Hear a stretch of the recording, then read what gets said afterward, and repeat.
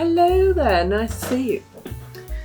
So I used to have an issue with alcohol, okay? I wouldn't say that I was an alcoholic, though obviously an alcoholic would say that. But then I sort of realised that alcohol's not going to solve my problems. But there again, neither will oatmeal or kombucha.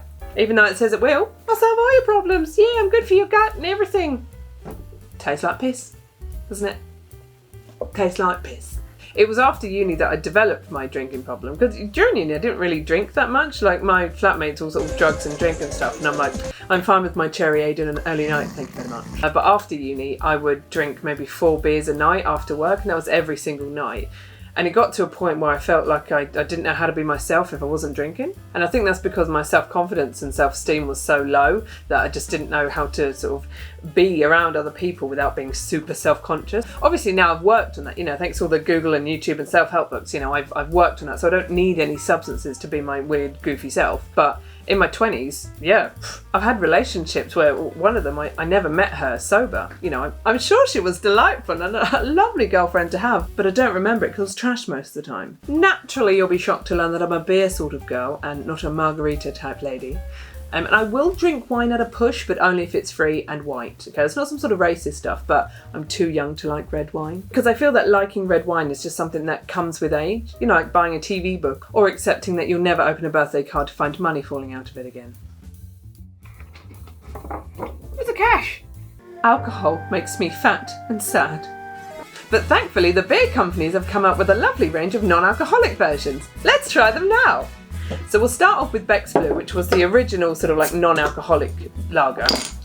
This is out of date by a couple of years, which tells you all you need to know about what I think of Beck's Blue. Let's try it. I'm not getting any smell because I've got a cold, but I'm sure it's nutty. Lovely. Good. Kind of tastes a bit like arse. That's a big no. That is going straight down the drain. The next one we've got is Heineken 00.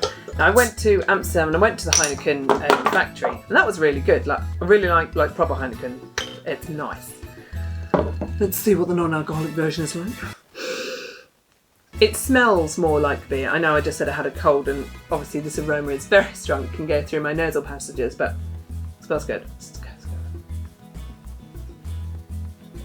That's good, so I feel like I'm having a beer. So that is 100 billion% better than Beck's Blue, which is arse, as I said before. This one, best one so far. It's a bit early for me to have cracked open the beer, if I'm honest, because it's 1:15 on a Monday afternoon. But hey, it's alcohol free. Woo! Shut up, Stella. And then lastly, we've got Stella Artois. Alcohol free. So I like the proper Stella, though I know it's a bit common, isn't it? Got a pint of Stella, love, Jesus. Okay. There we go. Really open up the air bubbles. Not as strong sniffing, because I can't smell it. Okay, let's go. That's nice. It's weird actually, because that is kind of in between Heineken and Beck's Blue. Because it tastes nice, but also it's a little bit arsey. Do you want to sponsor my videos, Stella? I find it a bit arsey. Only a bit though. It's not as bad as Beck's. Yeah, see, if that was the only option, I'd be happy with that. Whereas if Beck's Blue was the only option, I'd be like, no, I'm going to have the vodka shots, aren't I? Because I'm not drinking that. So most pubs and bars have at least one, like, alcohol-free beer, which is great, unless it's Beck's Blue, as we've already learned.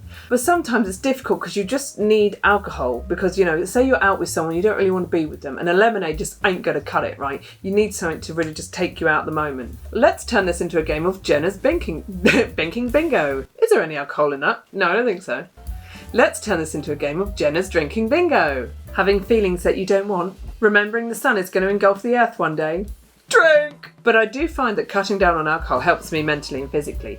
And it's also cheaper because these things, right, I can have maybe 2 in a night before I'm just a gassy, bloated mess. But if this was proper alcohol, I mean, I could have a good 8 before I'm like, no, I need to move on to shots now because that is just like, you know?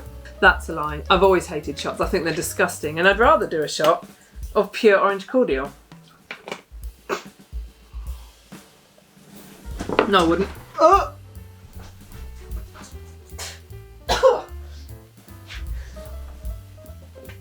That was disgusting. Cheers.